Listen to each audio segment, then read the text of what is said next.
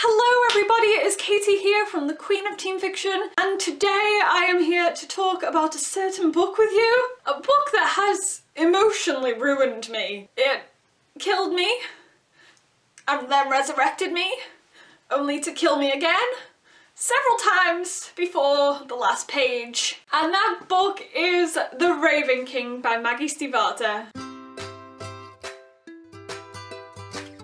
Okay, so firstly, I feel like I say this all the time with the video discussions that I do. When I'm reading a book that I'm very excited about, I'm not good at structuring a review for it. So this discussion will probably be a little bit all over the place. I mean, I've tried to highlight the things that I want to talk about. I've got little markers in the book.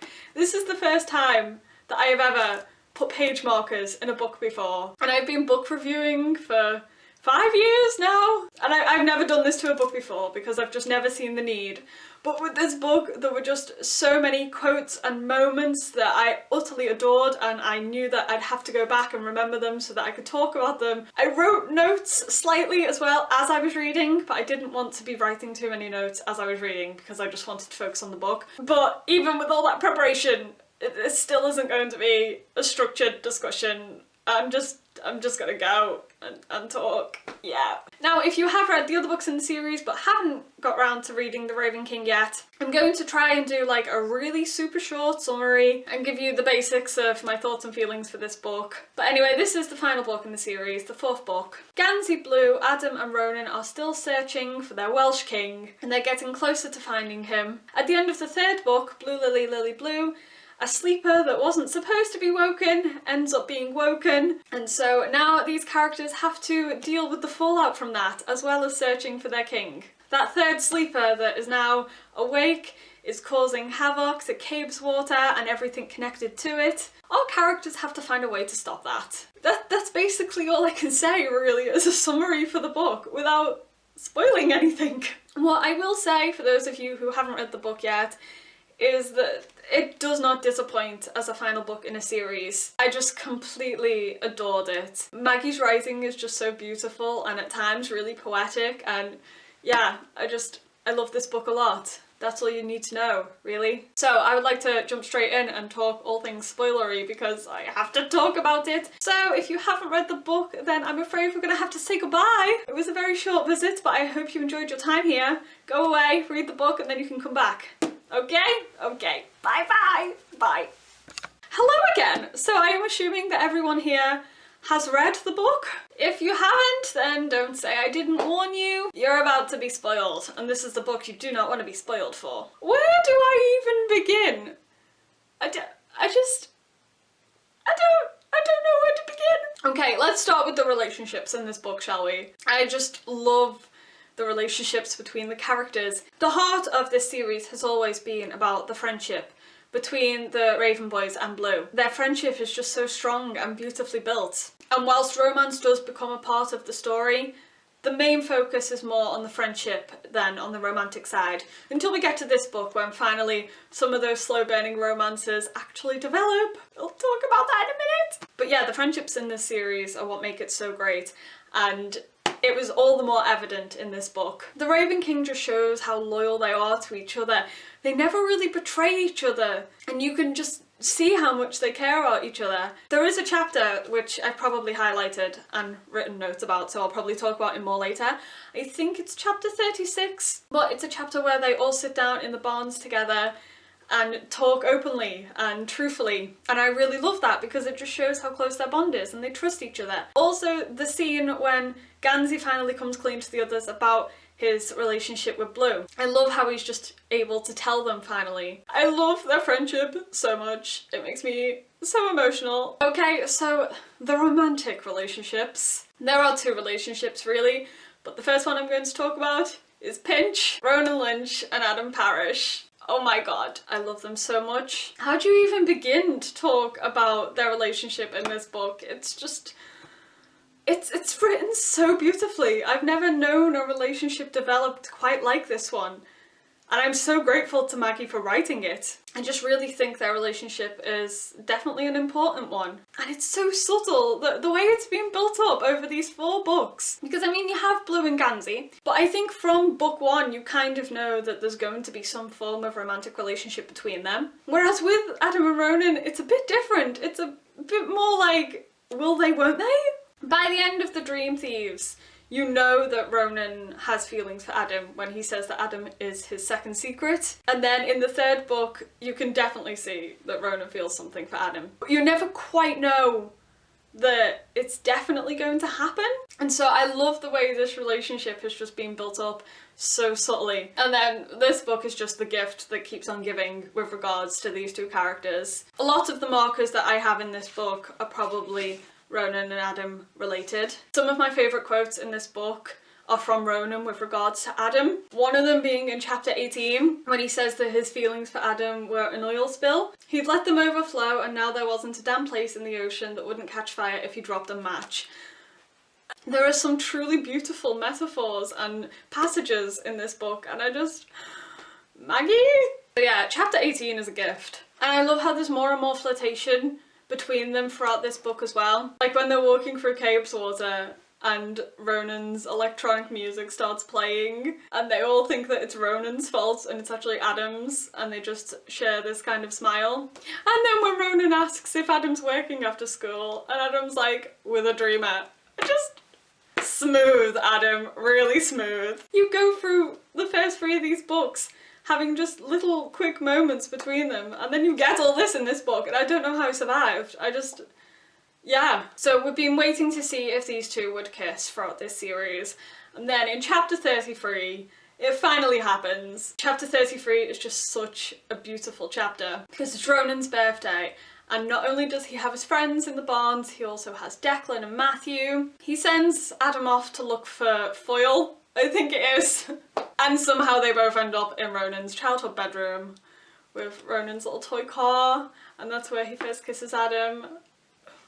Have you ever seen a first kiss written as beautifully as that one?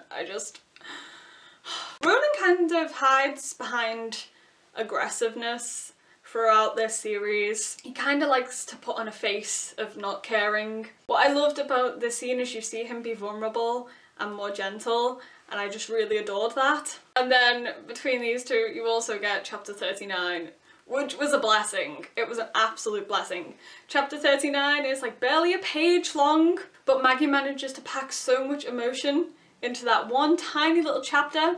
And what I love about Maggie is that when she writes, she doesn't include every single little detail. A lot of the kissing scenes in YA, the author tells you everything. You know where somebody's hand is, you know where the other person's hand is. You know everything, and sometimes you don't need that much detail. Maggie doesn't include that. She includes more about what they're feeling and their thoughts, and it just works so much better. The emotion she manages to get across in just that one page. You don't need all the little details, you can fill that in yourself. Also, Adam speaking Latin. And hooray, celebrations for Ronan, he finally got to kiss Adam's hands.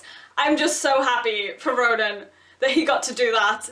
He's been going on and on about Adam's hands throughout these books. He finally got to kiss them. I'm emotional. So the other romantic relationship in this book is between Blue and Gansey. This one also has been very subtly building throughout the whole series. We know that they can't kiss because if Blue kisses her true love then he'll die. That's long since been predicted. So even without kissing throughout this whole series, they still manage to be such a beautiful relationship, and I adore them so much. So Blue and Gansey's relationship is still heartbreaking because you know what's going to happen at some point. You know that Blue is going to kiss Gansey and he's going to die. So it's heartbreaking, but it's really beautiful as well. It develops a lot more in this book because they finally tell their friends that they're in love with each other. So with regards to the relationships, I am so thrilled with how they've been developed and how they concluded in this book. I'm so happy. I want more books with relationships like these, please. So what I'm going to do is look through the notes that I took and mention things that I really enjoyed. Something else I really loved throughout the book is the repetition of the storytelling. There were a bunch of chapters that started with "it was 6:21" and I really liked that. I found it quite chilling as well. And then there was also the, depending on where you began the story, it was about, and then it'd be a different character. And I thought that was really great because that kind of highlighted the other characters away from the main characters. So Ronan, let's talk about Ronan's story in this book. Ronan, my fave. A lot of this book was his story. I think it focused on him quite a lot. During this book he spends a lot of time at the barns, which is his family home, and he wants to be able to stay there and be a farmer, and he gets that in the end, and I'm just so happy for him. But anyway, all the scenes at the barns I really loved. I loved that he took Orphan Girl out of his dreams. We've seen her a few times in his dreams. Don't really know that much about her, but in The Raven King she comes out into the real world. And she's so cute with her little hooves. Ronan now has a child to take care of. I'm so happy that we got more scenes between Ronan and his brothers. We finally get to see him have a heart-to-heart with Declan, and you see how much they both care about Matthew and just want what's best for Matthew as well. And I'm so happy that we finally got those scenes. Can we talk about the end of chapter 21, I think it is, when Ronan reveals that he dreamt Cabeswater?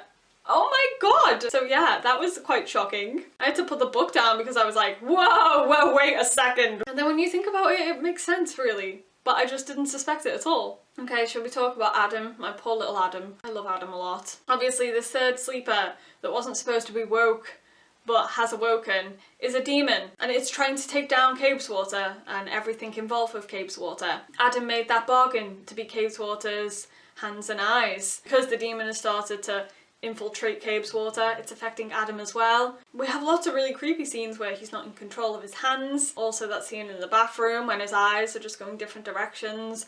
That was really creepy. When you get to the end of the book, that demon uses Adam to attack Ronan. That was one of the hardest scenes for me to read because it was just so sad for poor Adam, because he could see what this demon was doing to him. It didn't like fully possess him. It was still Adam. It was just his hands and his eyes. And it was just heartbreaking. What I loved as well is that him and Ronan had this kind of connection where when Ronan was dreaming and could go to Cabeswater, Adam could scry at the same time and they could go to Cabeswater together, and that gave us a lot of scenes just between the two of them in this book. I really enjoyed the scene where they go to Cabeswater and they can see what this demon's doing and they find Orphan Girl and take her out. Ronan and the Orphan Girl end up in kind of like an acid lake and Adam has to save them. Okay, so let's talk about Blue throughout this book. I feel like The Raven King focuses a little bit less on Blue compared to the other books, but you still get lots of her story. She has a scene in 300 Foxway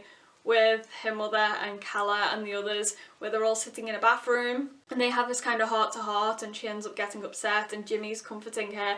I really adored that scene because I love the family dynamics in 300 Foxway and I love seeing scenes between them all. And one of my favourite scenes with her was when she was at the bus stop and Henry Cheng pulls up in the car and there are people from his school there and she's like, I'll be a hypocrite if I get in this car. So they end up coming up with this fake argument and he drives off, and then straight after Gansey turns up and she has to get in the car. I just felt so sorry for her. She's just like stupid Raven boys and gets in the car. I love Blue so much. Whilst we're on the subject of Henry Cheng, he was a character that we met briefly in Blue Lily, Lily Blue, and in this book he becomes a major part of the story. And for a lot of the book as well, I didn't know if I trusted him. I loved the toga party scene when he invites Blue and Gansey to this toga party of his, and Blue ends up really enjoying herself and actually gets along with Henry. I really loved that and I thought it was a funny scene. But yeah, Henry was a character that I didn't know what to think about. But yeah, I didn't trust him until after the scene with Robo Bee, when he took Gansey into that little hole and then spoke about himself being kidnapped. That scene though, when he put the bee in Gansey's hand, I didn't know it was a robot at that point. I was like, Henry, oh my god, what are you doing? Who are you? Where did you come from? Why are you putting a bee in Gansey's hand? He's going to die, oh my god. But yeah, it turned out it was a robot. I kind of liked him and trusted him from that point on. And he ends up part of the squad. Didn't expect that, but it's a welcome change. Let's move on to Noah. Noah had such a heartbreaking story not just in The Raven King, but throughout this whole series. But I knew he wasn't going to get a happy ending. I knew there was no miraculous way he was going to be able to come back to life. So because he's been remaining a ghost all this time, his soul is kind of decaying. He needs to move on, but he's afraid. I am a little disappointed that there wasn't more of him, but I kind of think the ending and his final chapter, that's a really important part of the story. So I don't think he was forgotten about. He ends up getting possessed by the demon and at one point attacks Blue and he scratches her eye and she ends up in the hospital. That was so sad. There was a little touching moment as well when Ronan was sitting in his car after Aurora's death, which was traumatizing, by the way. Poor Ronan. Did Aurora really have to die? That was not necessary. Oh my god. But anyway, when he's sitting in the car, Noah's sitting in the backseat just being there with him. And yeah, Noah. And his final chapter at the end is just really poetic.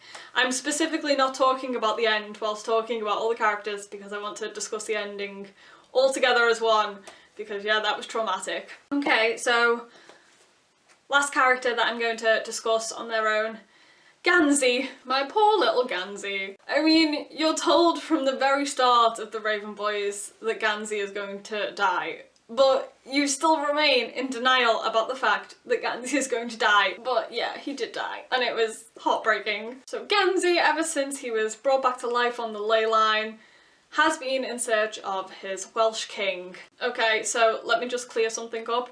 I say Glendower. I know so many people pronounce it in various different ways. I've seen people say Glyndwr? Glendower?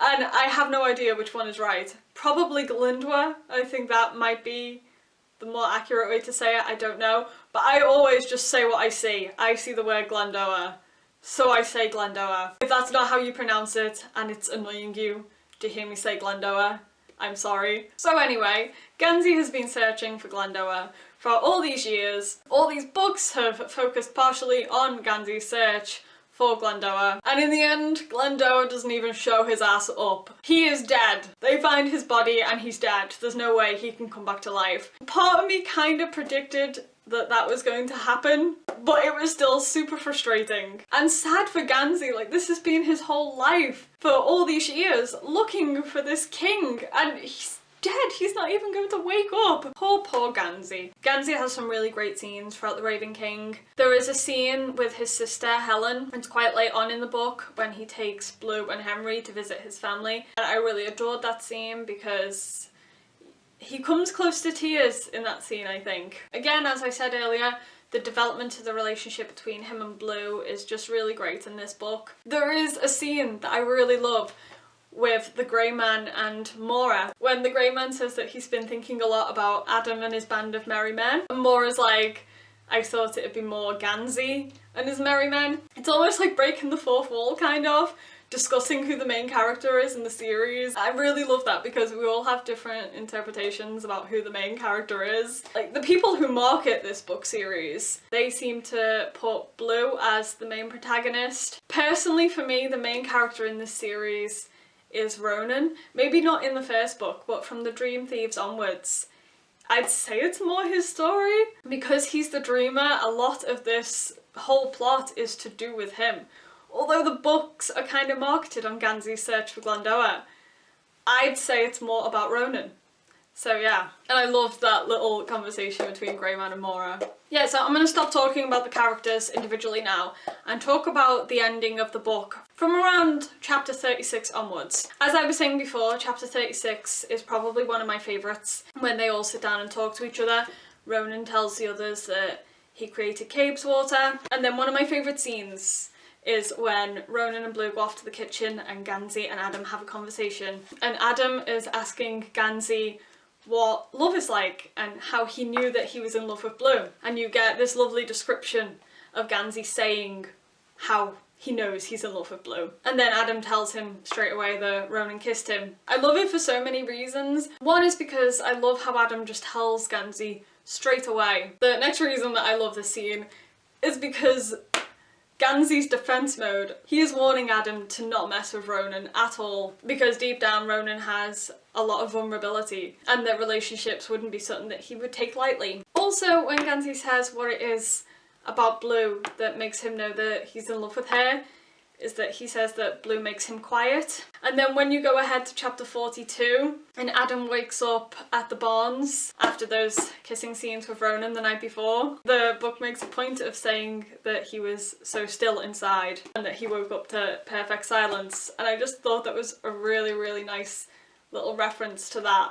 So throughout the last parts of this book, we get the conclusion to Piper Greenmantle's story. Now, Piper is the antagonist of the story, but the demon is also kind of the villain as well. Her father is one of these triplets that are all called Lemonier. They're triplets that act like one. He was creepy. I say he because they prefer themselves as one, so yeah. The ending to her story is Lemonier, her father, actually shooting her. And then I assume the demon just does its own thing from there because it starts really destroying Cabeswater. Piper acted like she was in control of this demon, but I don't really think she was. The demon was doing its own thing. We have one chapter, I think it's after 39, from the perspective of the demon when it goes to Cabeswater and destroys it. Whilst it's destroying Cabeswater, Aurora Lynch gets killed. Ronan and Adam go into Cabeswater and actually find her body, and it's super heartbreaking because Ronan was the one who found his father dead as well.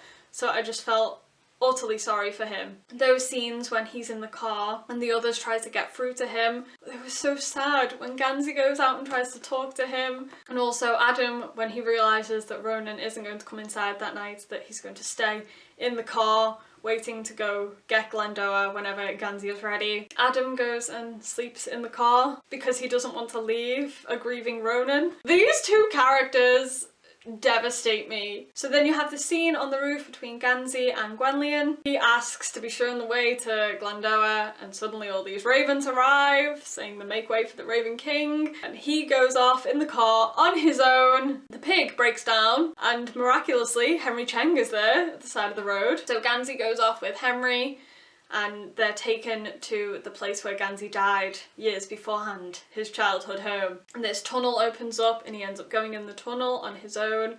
And that whole scene that describes him walking through the tunnel when his battery life is draining on his phone, so you know the torch is about to die, that's really chilling. I was so scared for Gansey, and I love the thoughts, I love what he thinks about in that scene. And then of course when the torch goes out, he can hear a swarm and he thinks that it's insects that can sting him and kill him. And I was so scared for him. I was stressed. And then it turns out it was the others coming down into the tunnel because obviously they're not going to let him do this alone. So yeah, eventually they make their way into this tomb where Glendower's kept. Glendower doesn't wake up. Gansey admits that all of this has been for nothing. They all realise they're not going to get a favour. Previously in the book there'd been a scene where Blue talked to her father, Artemis, and he said that the only other way to get rid of the demon was to have somebody willingly die on the ley line. And so Gansey pretty much accepts that this is what he has to do. I mentioned before that you have that scene where Adam attacks Ronan. Then these scenes in the car, the chapters that take place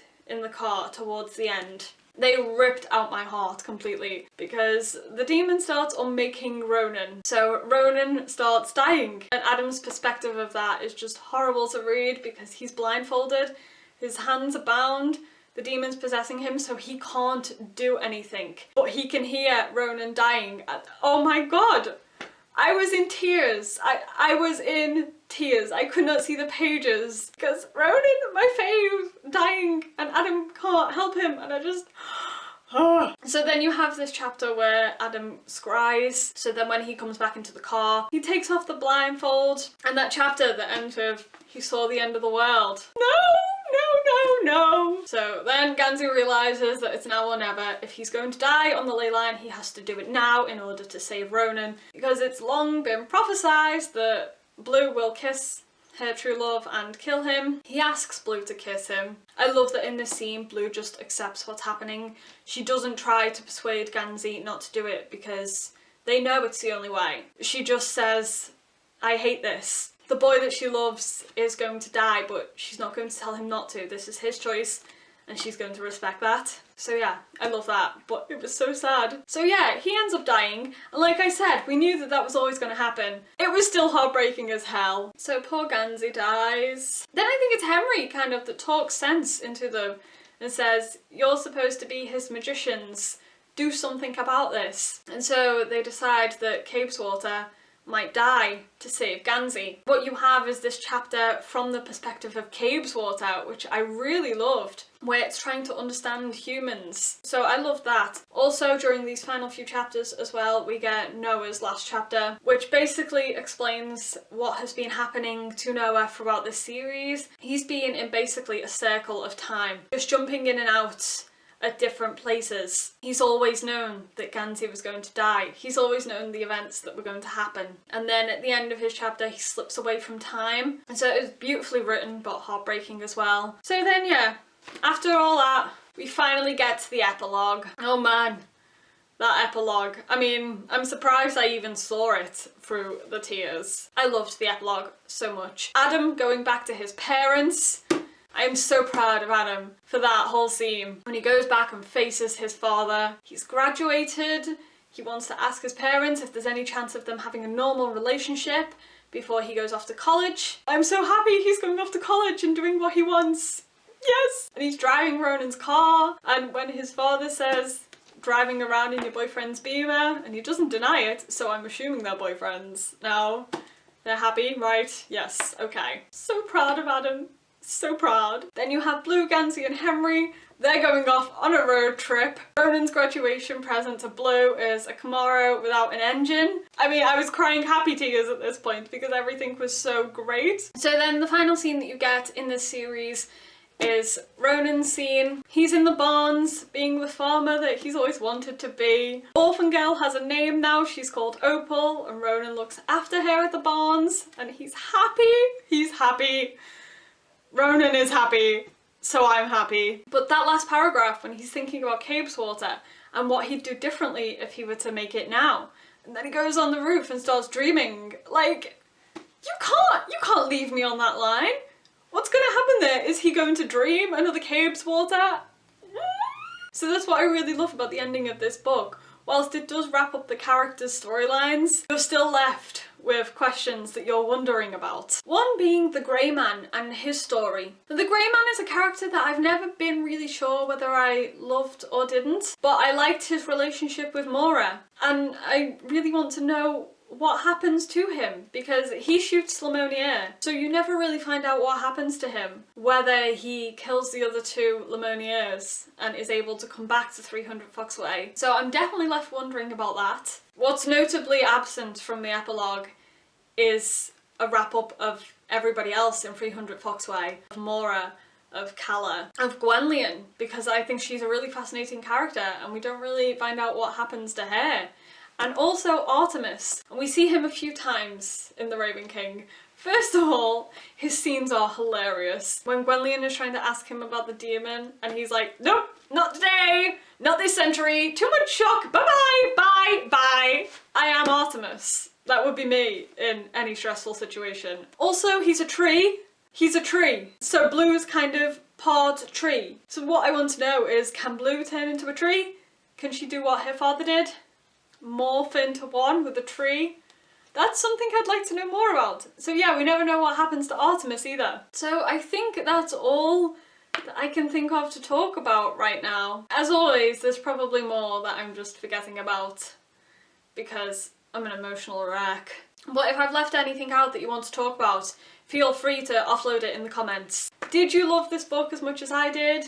Or did it disappoint you? I hope it didn't disappoint you, but let me know all the things. I will also leave a link to my personal Tumblr in the description, so if you want to come and cry about these characters to me, then feel free. So yeah, it's hard to say goodbye to this fabulous series and to these characters.